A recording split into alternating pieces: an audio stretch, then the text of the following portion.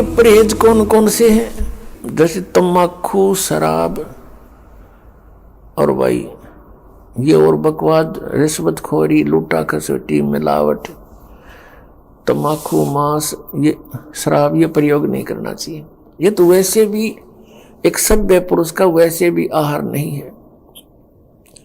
ठीक है, हम कुसंगत घनी फैल गई अपने समाज में, मानव समाज में, और बच्चे देखम देखा फिर एक ये नकल बहुत जल्दी कर लेते हैं। बीड़ी पीता देखा बीड़ी पीने लग गए, सिगरेट पीता देखा नो टॉर्सी बना के आप भी सिर्फ पीवो बेसिक ना पर नो जरूर करने लग गए कुछ, फिर वो पीने लग गए। ऐसे ही शराब और मांस का एक दूसरे को देखकर हमने ये प्रचलन कर दिया, प्रचलन हो गया। पुण्यात्माओं, अब हम शुभ संस्कारी बनेंगे, शुभ अच्छे कर्म करेंगे, और हम जब अच्छे कर्म करेंगे तो हमें देख देख कर समाज भी हमें देखकर अच्छे कर्म शुरू करेगा। बच्चे सत्संग में आएंगे, यहाँ ज्ञान सुनेंगे, फिर आप जो यहाँ से तैयार करके भेजे जाते हो अपने अपने घर गांव नगर में, आपके व्यवहार विचारों को देखकर अड़ोस पड़ोस के बच्चों पर भी अच्छा असर पड़ेगा। तो एक समाज भी सुधरेगा और कल्याण भी होगा। और फिर दूसरी मर्यादा कौन सी है? आन उपासना नहीं करनी। आन उपासना कौन सी है? जो दास बताओ वही करोगे। और दास के क्या बताएगा? जो हमारे सदग्रंथ बताते हैं। ये दास एक टीचर है, आप विद्यार्थी हैं, और इस आध्यात्मिक मार्ग का जो सिलेबस है वो हमारे सदग्रंथ हैं, पवित्र चारों वेद, पवित्र श्रीमद् भगवत गीता और पवित्र सूक्ष्म वेद। इनके अंदर जो भी लिखा है वो हमारा सिलेबस है। इसके बाहर कोई पढ़ाता है तो वो टीचर ठीक नहीं, वो शत्रु है विद्यार्थियों का। और पवित्र 18 पुराण, पवित्र कुरान शरीफ, पवित्र बाइबल, पवित्र गुरु ग्रंथ साहिब, ये हमारे पाठ्यक्रम की पुस्तकें हैं। और इन पाठ्यक्रम की पुस्तकों में जो ज्ञान सीधा परमात्मा ने दिया है केवल वही स्वीकार्य है।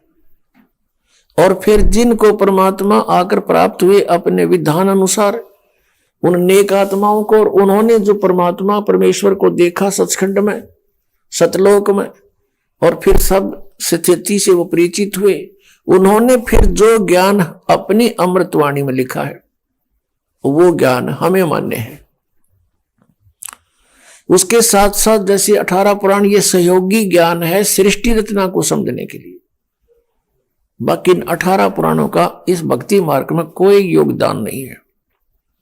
भक्ति मार्ग में योगदान है पवित्र गीता जी, पवित्र 5 वेद, 4 वेद तो आपके सामने है, वेल नोन है, और 5वां जो सच्चिदानंद ब्रह्म की वाणी उन्होंने खुद अपने मुख से आकर बोला है और यहां आकर रहे हैं, वो वाणी ये है हमारे भक्ति के मार्ग के सदग्रंथ। इसके अतिरिक्त जैसे पुराण है, कुरान है, और जैसे कुरान शरीफ में जो ज्ञान दिया है ब्रह्म ने हजरत मोहम्मद जी को सीधा, वो ज्ञान बिल्कुल सही है। उसके अतिरिक्त किसी फरिश्ते ने प्रवेश करके बोला है तो फरिश्ते की आदेश हमें स्वीकार्य नहीं, केवल परमात्मा का जो ज्ञान है वही हमें स्वीकार्य है। जैसे पुराणों के अंदर ब्रह्मा जी ने अपना अनुभव, कुछ वेदों का ज्ञान मिक्स, और कुछ पूर्ण परमात्मा ने आके जो उसे डिस्कस की थी वो ज्ञान ले लिया थोड़ा सा, तो वो ज्ञान कंप्लीट ना स्वीकार किया कबीर परमेश्वर वाला। अपना अनुभव, वेदों को जैसा उसने समझा वो ज्ञान मिला करके वेद, ये पुराणों का ज्ञान सुना दिया। फिर ब्रह्मा जी से सुने हुए ज्ञान को फिर अन्य ऋषि महर्षियों ने कुछ ब्रह्मा जी वाला ज्ञान, कुछ अपनी खिचड़ी बनाई, और फिर आगे अलग पुराण की रचना कर दी। इस तरह ये 18 विभाग हो गए। वैसे ये एक ही ज्ञान है, एक बोध कहलाता है। तो भक्ति मार्ग के अंदर साधना के लिए पवित्र वेद ही सफिशिएंट है, पवित्र गीता जी, और पवित्र 5वां वेद सूक्ष्म वेद, और वो पवित्र वाणी जो सदग्रंथ, जो महापुरुषों ने परमात्मा को जाना, परमात्मा का साक्षात्कार हुआ, सतलोक को देखा, उनका जो विधि उन्होंने अपनाई भक्ति की, वही हमने अपनानी पड़ेगी, और तभी हम इस भक्ति मार्ग में सफल होंगे। इसके अतिरिक्त वे ऑफ वर्शिप यानी पूजा की विधि हमने पुराणों से नहीं लेनी है, हमने और किसी से नहीं ग्रहण करनी है, केवल वेदों से ग्रहण करनी है।